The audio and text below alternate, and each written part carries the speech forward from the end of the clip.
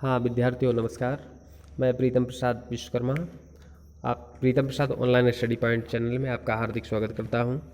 और आज मैं कक्षा 12 विषय हिंदी के अंतर्गत काव्यांजलि का प्रथम पाठ भारतेंदु हरिश्चंद्र जी द्वारा लिखित प्रेम माधुरी पाठ की संदर्भ, प्रसंग, व्याख्या एवं काव्य सौंदर्य के सहित मैं स्पष्ट करने जा रहा हूं, जिसे आप सभी विद्यार्थीगण ध्यानपूर्वक इसे श्रवण करेंगे, इसे देखेंगे और इसके महत्वपूर्ण बिंदुओं को आप अपनी नोटबुक में नोट करेंगे। ठीक है विद्यार्थियों, चलो आगे बढ़ते हैं। इससे पहले यदि आपने हमारे प्रीतम प्रसाद ऑनलाइन स्टडी पॉइंट चैनल को सब्सक्राइब नहीं किया है तो इसे सब्सक्राइब करें, इसे लाइक करें और अपने दोस्तों मित्रों में इसे शेयर करें। ठीक है विद्यार्थियों, चलो आगे बढ़ते हैं। प्रेम माधुरी, देखिए इसकी व्याख्याओं को। यहाँ प्रस्तुत काव्यांश भारतेंदु हरिश्चंद्र जी द्वारा रचित प्रेम माधुरी से ये लिया गया है और इसमें कवि ने प्रेम की यथार्थता की व्यंजना इसमें प्रकट की है। चलो देखें। मार्ग के प्रेम को समझे हरिश्चंद्र यथार्थ होते यथा, लाभ है कछु न पुकारने में बदे नाम ही होने की सारी कथा है। जानते है जिये मेरो भाली विधि और उपाय सबे बिरेथा है। बाबा रे हैं ब्रज के सिंगेरे मोही नाहक पूछते कौन बिथा है। चलो विद्यार्थियों इसकी व्याख्या को समझें। मार्ग यानी मार्ग और प्रेम को समझे, यानी कि प्रेम के मार्ग को कौन समझ सकता है। कवि भारतेंदु हरिश्चंद्र जी कहते हैं कि एक गोपी अन्य गोपियों से कह रही है कि भले इस प्रेम के मार्ग को कौन समझ सकता है। प्रेम के मार्ग को केवल एक प्रेमी ही समझ सकता है और इसके लिए कोई दूसरा व्यक्ति नहीं समझ सकता है। यथार्थ होते था, क्योंकि जो प्रेम यथार्थ माने होता है वास्तव में, अर्थात ये प्रेम का मार्ग जो होता है वो बड़ा सच्चा होता है और इस सच्चे प्रेम के इस मार्ग को एक सच्चा प्रेमी ही जान सकता है और इस बात को कोई दूसरा व्यक्ति नहीं समझ सकता। आगे कहती हैं, लाभ कछु न पुकारने में पते नाम ही होने की सारी कथा है।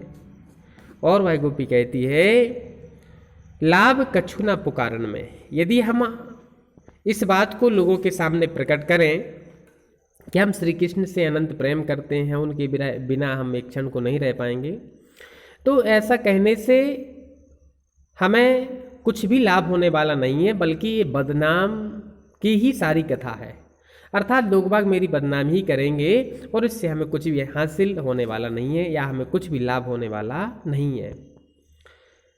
जानते है जिये मेरो भली विधि और उपाय सबे बिरथा है। और वह गोपी कहती है कि जानत है जिये, जी माने हृदय, और मेरा भली विधि, भली प्रकार से मेरा हृदय इस बात को जानता है कि और उपाय सबे बिरथा, इसके सारे जो उपाय हैं वो कैसे हैं, व्यर्थ हैं। अर्थात इस विरह से छूटने के लिए अगर हम किसी और उपाय को भी अपनाएं तो भी व्यर्थ है, हम श्री कृष्ण के बिना किसी अन्य को स्वीकार भी नहीं कर सकते। तो वो कहती हैं कि इस बात को मेरा हृदय भली भांति जानता है कि इस विरह को दूर करने का कोई दूसरा उपाय भी नहीं है। वे सारे उपाय जो हैं वो कैसे हैं, व्यर्थ हैं, निष्फल हैं, उनसे हमें कुछ भी प्राप्त होने वाला नहीं है। बाबा रे हैं ब्रज के सिंगेरे मोही नाहक के पूछते कौन बिथा है। और आगे वह गोपी अन्य गोपियों से कहती है, अरे सखी बावरे हैं, बावरे माने होता है पागल, अर्थात ब्रज के सिंगरे, सिंगरे माने सभी, यहाँ इस ब्रज के जो वासी हैं वे सभी पागल हैं और वे नाहक माने होता है व्यर्थ में, पूछते हैं कौन व्यथा, आपके लिए कौन सा व्यथा माने कष्ट है। इस ब्रज के वासी जो है सभी पागल हो गए हैं, जो बार बार मुझसे पूछते हैं कि आपके लिए कौन सा कष्ट है, क्योंकि उनको ये पता नहीं है कि अर्थात ये वियोग है और ये वियोग का दुख बड़ा ही अत्यंत दयनीय होता है, असहनीय होता है। तो कहती हैं कि ब्रज के वासी पागल हो गए जो बार बार हमें पूछते हैं कि आपके लिए कौन सा कष्ट है। अर्थात एक बार फिर से देख लें, भारतेंदु हरिश्चंद्र जी कहते हैं कि ये गोपी दूसरी गोपी से कहती है, अरे सखी, प्रेम के मार्ग को कौन समझ सकता है। अर्थात प्रेम का मार्ग सच्चा होता है और इसे तो एक सच्चा प्रेमी ही समझ सकता है। इस बात को प्रकट करने से अर्थात बदनामी होगी, इससे लाभ कुछ होने वाला नहीं है। और आगे कहती हैं कि इस बात को मेरा हृदय भली भांति जानता है कि इसके सारे उपाय कैसे हैं, निष्फल हैं या व्यर्थ हैं। और मुझे लग रहा है कि ब्रज के वासी सभी पागल हो गए जो बार बार हमें पूछते हैं कि आपके लिए कौन सा कष्ट है। अब देखेंगे इसमें पहले तो संदर्भ लिखेंगे, उस संदर्भ आपको आता होगा। संदर्भ में प्रस्तुत पद्यांश हमारी पाठ्य पुस्तक काव्यांजलि के और प्रेम माधुरी नामक शीर्षक से अवतरित है और इसके रचयिता कवि भारतेंदु हरिश्चंद्र जी हैं। ये संदर्भ हो जाएगा। इसके बाद प्रसंग लिखेंगे, तो यहाँ पर गोपियों के द्वारा और सच्चे प्रेम की यथार्थता को इसमें जो है प्रकट किया गया है और सच्चे प्रेम का जो है वर्णन किया गया है। इसके बाद आप काव्य सौंदर्य के अंतर्गत लिखेंगे, तो यहाँ पर गोपियों ने अर्थात प्रेम की मार्मिकता का सुंदर ही वर्णन किया है। यहाँ अलंकार की बात की जाए तो अनुप्रास और रूपक है, भाषा इसमें सरस ब्रज भाषा है। और छंद की बात की जाए तो इसमें मत गयंद इसमें सवैया छंद है, गुण इसमें माधुर्य है और शब्द शक्ति जो है इसमें व्यंजना है। चलो दूसरा पॉइंट देखते हैं। रो कहीं जो तो अमंगल होए ओ, प्रेम न से जो कहें पिए जाई, जो कहें जाहो ना तो प्रभुता, जो कछु न कहे तो सनेह न साइए, जो हरिश्चंद्र तुम्हारे बिना जी है ना तो यह क्यों पते आइए, तसो पयाने समय तो मेरे हम का कहें आपो हमें समझाइए। आगे भारतेंदु हरिश्चंद्र जी कहते हैं कि गोपिकाएं अब भगवान श्री कृष्ण जो है ब्रज को छोड़कर के और मथुरा के लिए प्रस्थान करते हैं, तो उसी समय और गोपिकाएं श्री कृष्ण से कह रही हैं, रो कहीं जो तो अमंगल हुई। हे भगवान, यदि हम आपको रोकते हैं तो अमंगल होता है। अमंगल माने अशुभ असगुन होता है। और वो प्रेम न से जो कहें पिए जाइए, और हे प्रिय, अगर आपसे ये कहें कि आप चले जाइए तो इससे कहीं ना कहीं प्रेम नष्ट होता है। और जो कहें जाहु ना तो प्रभुता, यदि आपसे कहें कि हे भगवान आप मत जाइए हम लोगों को छोड़ करके, तो इससे हमारा प्रभुता यानी हमारा अधिकार सिद्ध होता है। और जो कछु ना कहें तो स्नेह न सही, हे भगवान यदि हम आपसे कुछ भी ना कहें तो इससे हमारा प्रेम जो है नष्ट हो जाएगा। आगे कहती हैं, जो हरिश्चंद्र कहें तो मेरे बिनु जी है ना तो यह क्यों पते आइए। और अगर ये कहें कि हे भगवान हम तुम्हारे बिना आपके बिना एक क्षण को जीवित नहीं रह सकते, तो क्यों पतियाई। पतियाई माने होता है विश्वास, तो आप इस बात पर कैसे विश्वास करेंगे, अर्थात आप विश्वास नहीं करेंगे। ओ तासो पयान समय तो मेरे हम का कहें आपो हमें समझाइए। इसलिए तासो पयान माने जाते समय, हे भगवान आप ही हमें बता दीजिए कि अब हम आपसे आखिरकार क्या कहें। अर्थात एक बार फिर से पूरा देख लें। कवि भारतेंदु हरिश्चंद्र जी कहते हैं कि एक गोपी अर्थात वे गोपियां श्री कृष्ण से कहती हैं कि हे भगवान आप ब्रज को छोड़कर मथुरा को प्रस्थान कर रहे हैं, ऐसे समय में यदि हम आपको रोकते हैं तो अमंगल होता है, असगुन होता है। और अगर हम आपसे ये कहें कि हे भगवान चले जाइए तो इससे हमारा आपका प्रेम नष्ट होता है। और ये कहें कि आप नहीं जाओ तो इससे हमारी प्रभुता मतलब अधिकार सिद्ध होता है। और अगर आपसे जा रहे हैं आपसे कुछ भी ना कहें तो भी प्रेम नष्ट होता है। इसलिए हे भगवान, कवि भारतेंदु हरिश्चंद्र जी कहते हैं कि तुम्हारे कहें ना जी हैं तो क्यों पते ही, अगर हम ये कहें कि आपके बिना हम एक क्षण को जीवित नहीं रह पाएंगे तो आपको विश्वास कैसे होगा। और इसलिए हे भगवान तासो पयान समय तुम्हारे हम आ का कहें आप हमें समझे। इसलिए हे भगवान अब आप प्रस्थान कर रहे हैं और अब आप मुझे बता दीजिए कि आखिरकार हम आपसे क्या कहें। इसके बाद नेक्स्ट पॉइंट देखें, संदर्भ हो गया प्रसंग। चलो देखें इसके काव्य सौंदर्य के अंतर्गत। तो यहाँ पर जो है विदा लेते प्रिय से क्या कहना चाहिए, यह एक दुविधा का विषय है। तो सदैव से प्रेमी जनों के सामने ये आती रही है ये समस्या। कवि ने से प्रीतम से ही पूछकर इसका समाधान कराने की चेष्टा की है। और कवि ने का कहे में प्रियतमा से सब कुछ कहलवा दिया है कि हम आपसे आखिरकार क्या कहें। और इसमें कवि देव की भाव छाया है। भाव पक्ष की दृष्टि से यह रचना बड़ी ही सुंदर है। यहाँ पर भाषा ब्रज भाषा है। अलंकार इसमें अनुप्रास, यमक, रूपक आदि का कुशलता से प्रयोग किया गया है। रस इसमें वियोग श्रृंगार है।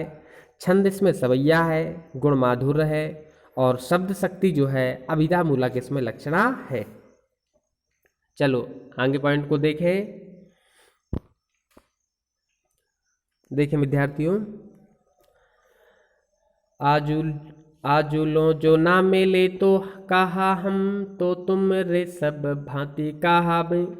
मेरो ओ रहनो है कछु नहीं, सबे फल आपुने भागे को पावे। जो हरिश्चंद्र भई सो भई अब, प्राण चले चहता सो सुनावे। प्यारे जो है जग की यह रीति, विदा की समय सबे कंठे लगावे। देखें कवि भारतेंदु हरिश्चंद्र जी कहते हैं, आज लोन जो ना मिले तो कहा हम, तो तुमरे सब भांत कायम। हे भगवान, आज तक आप हमें नहीं मिले, फिर भी हम सब प्रकार से आपकी ही भांति हैं और आपके ही भरोसे जो है हम जीवन जी रहे हैं। और मेरो उराहनो है कछु नाही, मेरी आपसे आपके प्रति कोई भी शिकायत नहीं है। और सभी व्यक्ति अपने अपने फलों के अनुसार, अपने अपने भाग्य के अनुसार ही अपने अपने फलों को, अर्थात भाग्य के अनुसार ही अपने फल को प्राप्त करते हैं। तो आज लो जो ना मिले, हे भगवान आप आज तक हमें नहीं मिले, फिर भी हम सब प्रकार से आप ही के भरोसे जीवन जी रहे हैं। और मेरा कुछ भी आपसे उलाहना नहीं है, कुछ भी मेरी शिकायत नहीं है। सभी व्यक्ति संसार में आपने भाग्य को पावे, क्या फल, अर्थात सभी व्यक्ति संसार के अपने भाग्य के अनुसार ही फल को प्राप्त करते हैं। जो हरिश्चंद्र भई सो भई अब, प्राण चले चाहे तासो सुनावे। कवि भारतेंदु हरिश्चंद्र जी कहते हैं कि अभी तक जो कुछ हुआ सो हुआ, अब मेरे प्राण जो है यहाँ से जाने वाले हैं। और प्यारे जो है जग की यह रीति, विदा के समय सबे कंठे लगावे। हे प्रिय, प्यारे जो, हे प्रिय, हे भगवान, हे कृष्ण, जग माने संसार की यह रीति है कि विदा के समय सभी लोग जो है एक दूसरे से, अर्थात एक दूसरे को कंठ माने गले से लगा लेते हैं। इसलिए हे प्रिय, अब आप इस ब्रज को आप छोड़कर जा रहे हैं, तो एक बार हम सबको जो है अपने गले से लगा लीजिए। देखें पूरा पैराग्राफ एक बार। कवि भारतेंदु हरिश्चंद्र जी कहते हैं कि गोपिकाएं श्री कृष्ण से कहती हैं कि हे भगवान, आज तक आप हमसे नहीं मिले, फिर भी हम आपके सहारे जीवन जी रहे हैं, आपके ही भरोसे हैं। और मेरी आपसे आपकी कोई भी शिकायत नहीं है। और हम मानते हैं कि इस संसार में सभी व्यक्ति अपने भाग्य के अनुरूप ही अपने फल को प्राप्त करते हैं। शायद हमारे भाग्य में भी ऐसा विरह लिखा हो और इसी को हम भोग रहे हैं। और भारतेंदु हरिश्चंद्र जी कहते हैं कि गोपिकाएं कहती हैं कि भई सो भई, अब प्राण चले चाहे तासु सुनावे। अभी तक जो कुछ हुआ सो हुआ, पर हे प्रिय, अब इस संसार की रीति है कि जब कोई व्यक्ति एक दूसरे से अलग होता है तो उससे गले मिल करके और विदा लेकर के ही एक दूसरे से लोग बाग अलग अलग होते हैं या प्रस्थान करते हैं। तो एक बार अर्थात हम गोपिकाओं को भी अपने गले से लगा लीजिए। चलो आगे देखें। व्यापक ब्रह्म सबे तले पूरन है, हम हूँ पहचानती हैं। पै बिना नद लाले बिहाले, सदा हरिश्चंद्र न ज्ञान ही ठानती हैं। तुम ऊधो यह कहियो उनसे, हम और कछु नहीं जानती हैं। पिए प्यारे तिहारे निहारे बिना, अखियाँ दुखियाँ नहीं मानती हैं। देखें आगे कवि भारतेंदु हरिश्चंद्र जी कहते हैं कि वे गोपिकाएं जो है यहाँ अब उद्धव से संवाद कर रही हैं, बात कर रही हैं। क्या कहती हैं देखें, व्यापक ब्रह्म सभे थल पूरन है। जो ब्रह्म है वो व्यापक है और सभे थल, थल माने इस पृथ्वी पर, पूरन माने भरपूर है। अर्थात जो ब्रह्म है, निराकार ब्रह्म है, वो संपूर्ण पृथ्वी पर व्याप्त है। जहाँ तक पृथ्वी है वहाँ तक उस परमात्मा का प्रभाव फैला हुआ है और हम हूँ पहचानती, हम इस बात को भलीभांति जानते हैं। फिर भी वो कहती हैं, पे बिना नंदलाल बिहाल सदा, पे बिना, पर बिना, नंदलाल माने श्री कृष्ण के बिना हम बेहाल माने व्याकुल हैं और सदा सदा व्याकुल रहेंगे। हरिश्चंद्र न ज्ञान ठानती हैं और वो कहती हैं कि हम इस निराकार ब्रह्म की साधना को कतई स्वीकार नहीं कर सकते, इसे हम किसी भी हाल में अपने आप में स्वीकार नहीं कर सकते। तुम उद्धव यह कहियो उनसे हम और कछो नहीं जानती हैं। हे उद्धव, और तुम अर्थात उनसे, श्री कृष्ण से कह देना कि हम और कुछ भी नहीं जानते हैं। प्रिय प्यारे तिहारे निहारे बिना अखियाँ दुखियाँ नहीं मानती हैं। हे प्रिय, तुम्हारे देखे बिना, हे प्रिय प्यारे अर्थात प्रिय, और तिहारे तुम्हारे, निहारे देखे बिना, निहारे बिना ये मेरी दुखी अखियाँ एक क्षण को भी शांत नहीं होती, अर्थात हमेशा दुखी रहती हैं। इनके नेत्रों से आपके वियोग के कारण लगातार आंसू जो है गिरते रहते हैं। आप यहाँ पर काव्यगत सौंदर्य के अंतर्गत लिखेंगे तो यहाँ पर एक प्रसंग के अंतर्गत लिखें। पहले इसमें आप बताएं, देखेंगे यहाँ एक ब्रजरमणी और के नेत्र अपने प्रिय श्री कृष्ण के सौंदर्य पर इतने मुग्ध हैं कि वह आप्लक भाव से अपने रूप सौंदर्य का और पान करने को व्याकुल है और अपने नेत्रों की व्यवस्था का चित्रण यहाँ किया है। काव्य सौंदर्य के अंतर्गत लिखेंगे, आंखों से अपने प्रियतम को वह निरंतर देखने के लिए आतृप्त रहती है और कवि ने इसी भावुकता का सुंदर जो है चित्रण किया है। यहाँ पर ब्रज भाषा है, शैली मुक्तक है, छंद मत गेंद इसमें सवैया है, गुण इसमें माधुर्य है और रस वियुक्त श्रृंगार रस है इसमें, और इसमें शब्द शक्ति जो है लक्षणा है।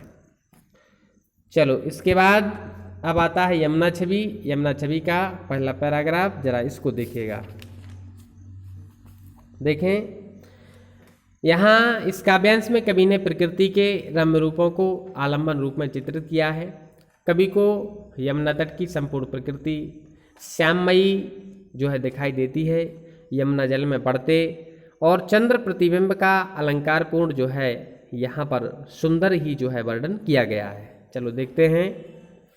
तरणी तनुजा तट तमाल तरुबर बहु छाये, झुके कोल सोजल पर सनिहित मनहु सुहाये।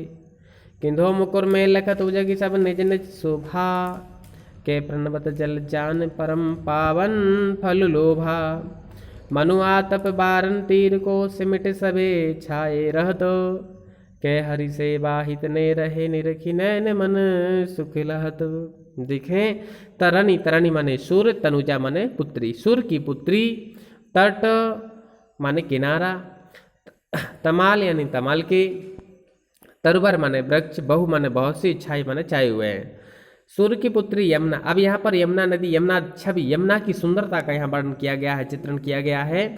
बताया गया है कि सूर्य की पुत्री यमुना नदी के किनारे पर जो है तमाल के बहुत सारे सुंदर जो है वृक्ष छाए हुए हैं और झुके कूल सो जल पर सन्निहित मनो सुहाए। वे झुक गए हैं, कूल माने किनारे की तरफ, और ऐसे लग रहा है मानो जल परसन माने छूने के लिए, जल को छूने के लिए, और वे बेचैन हो और छू करके अपना हित जो है करना चाह रहे हों। और किंधो मुकुर में लखत उजक सब निज निज शोभा, या फिर किंधो, किंधो माने अथवा मुकुर, मुकुर माने दर्पण में, लखत माने देख करके, उझक माने उचक उचक करके अपनी अपनी शोभा को देख रहे हो, या फिर उस यमुना के जल रूपी दर्पण में और अपनी परछाई को, अपने प्रतिबिंब को, अपने आप को जो है अपनी सुंदर छवि को देखने का प्रयास कर रहे हो या देख रहे हो।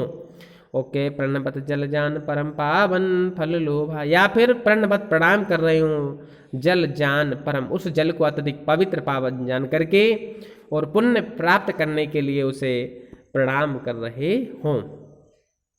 मनु आतप बारण तीर को सिमट सबे छाए रहत, मनु माने मानो, आतप माने धूप से बचाने के लिए, और तीर को सिमट, सारे तीर माने किनारे के सभी वृक्ष जो है धूप से बचाने के लिए सिमट करके एकत्रित होकर के सभी ने उस तट पर, उस किनारे पर छाया कर ली हो। मानो ऐसे लगता है उस तट को धूप से बचाने के लिए सभी वृक्षों ने मिल करके उस पर छाया कर ली हो। ओके, हरि सेवा हित ने रहे ने रखी नैन मन सुखलात, या फिर ऐसे लग रहा है कि हरि सेवा हित ने रहे, माने भगवान विष्णु की जो है सेवा करते हुए और अपने नेत्रों से उनकी सुंदर छवि को जो है देखते हुए नेत्रों से, मन से जो है सुख को प्राप्त कर रहे हों। मानो ऐसे लगता है क्योंकि भगवान विष्णु जो है क्षीर सागर में निवास करते हैं और यमुना का जल, तो जल में ऐसा लग रहा है कि मानो भगवान विष्णु का निवास स्थान है। तो उनको देखते हुए और अपने नेत्रों से और अपने मन से उनको देखते हुए और भगवान विष्णु की सेवा करते हुए और अपने नेत्रों से मन से देखते हुए और सुख का अनुभव जो है कर रहे हों। ठीक है विद्यार्थियों, इस तरीके से ये आपका पाठ हुआ भारतेंदु हस्टन जी द्वारा रचित। इस पाठ की समस्त पॉइंटों की आप व्याख्याओं को अपनी नोटबुक में नोट करेंगे। इसे एक दो बार आप श्रवण करिएगा, देखिएगा, निश्चित रूप से पूरा पाठ आपके लिए कंप्लीट हो जाएगा। ठीक है विद्यार्थियों, यदि आपने चैनल को सब्सक्राइब नहीं किया तो सब्सक्राइब आवश्यक रूप से कर लें, जिससे आने वाले नोटिफिकेशन की जानकारी आपको समय समय पर मिलती रहे। ठीक है विद्यार्थियों, धन्यवाद।